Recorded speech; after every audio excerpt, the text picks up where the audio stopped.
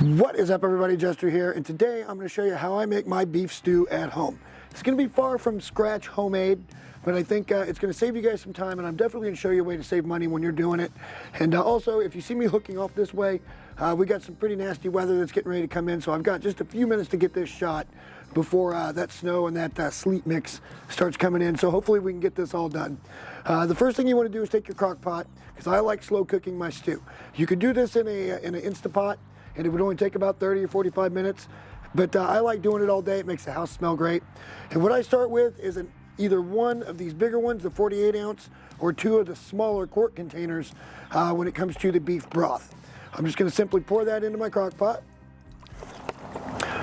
And once you've got that all put in there, what I like to do, and this is gonna be kind of a divisive topic for a lot of people, but I'm gonna tell you right now, they make these seasoning packets for a reason. You can do this stuff homemade if you want to and kind of work out the type of stuff that you like the most.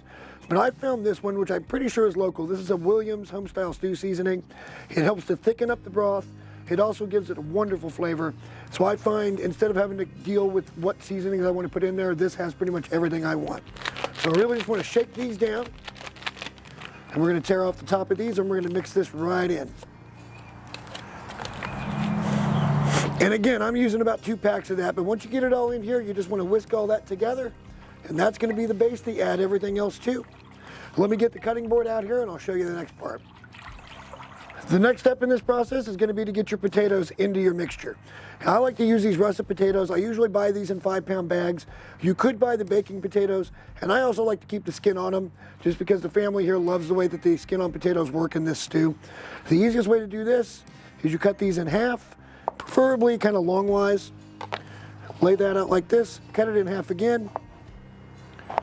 And then when you come back across it, you're looking for manageable bite-sized pieces. I'd say a little over 1/4 inch, not quite a 1/2 inch. This way it's going to cook at about the same pace as your meat, and it's not going to get overdone where it's going to disintegrate before it's all finished up. So let me get these in here, and by the way, I got about 5 of these in here today. It's going to depend on size as far as how many you're going to want to put in your stew. Maybe you don't like potatoes as much, so you only add a couple. Maybe you don't like them at all, so you don't put potatoes in there whatsoever. But for me today, it was about 5 of these medium-sized russets. Let me get the meat out, and then I'll show you guys how to cut that up. As far as the meat goes for this, you have a few options when you go to the store. You could always buy the pre-cut stew meat, and sometimes you're going to run into steak tips on this. Sometimes it's just going to be a simple roast they cut down. You never really know what you're getting, and it's almost always $2 or $3 more a pound. Do some comparison shopping when you're at the store. Trust me, they kind of rip you off when it comes to this. I only got this just to kind of show you the option. So if you're in a hurry and you don't really have time or the know-how, that's a pretty decent option. I've selected a nice little arm roast here, and it was $2 a pound cheaper than what it was for the stew meat. Get that off of there. And really, it's very simple to cut stew meat down. What I like to do is just kind of cut it into what I think about 1 inch. So basically the first digit of your thumb, kind of do that, cut that down straight. I'm then going to cut that in half, and then again about 1 inch bites. This way it cooks pretty evenly, and you're going to be pretty consistent. When you do it this way, you also have the ability to take off some of this heavier fat. A lot of the marbling I won't be taking off because I think that adds a lot of flavor into the stew.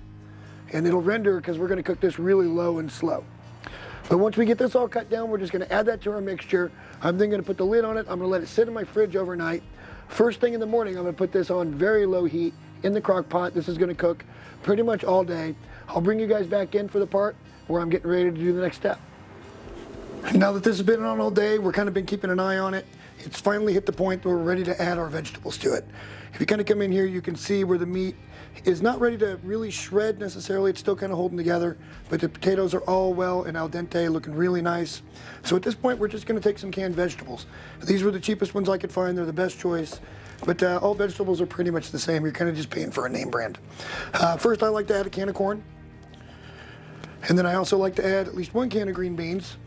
Typically, I add 2 of those. I'm going to add a can of carrots. And then, of course, peas.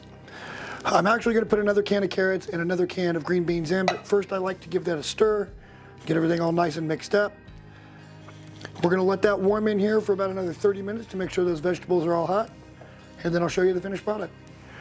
And when all is said and done, you get this wonderful bowl of nutritious stew, tons of vegetables, a little bit of protein with your meat, a little bit of starch. It's just a good, wholesome meal to warm you up from the inside out on a cold winter's day. Heck, I even make this during the summer sometimes because I just love this one so much. Super simple, doesn't take a lot of time, and it's not overly expensive. Plus, you get a ton of it, so you can feed an army for the most part with it. Hopefully you guys like this kind of stuff. If you do, please like the video, subscribe to the channel. Tons more coming in the near future. Can't wait to see you guys in the next one. Bye.